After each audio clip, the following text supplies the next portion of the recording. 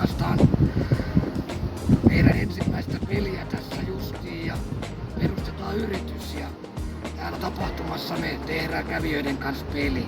Toivotaan, että lapset tulisi vähän piirtämään väriliiduilla ja me muutettaisiin ne sitten tietokoneella peliksi ja tehtäisiin tää niinku taiteiden yöhön.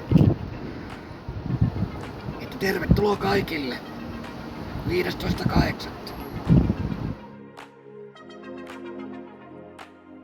Tää kamera käy sitten kun haluat aloittaa, niin tästä ruvetaan editoimaan sitten tekstiä. Tai siis kuvaa ja video, you know.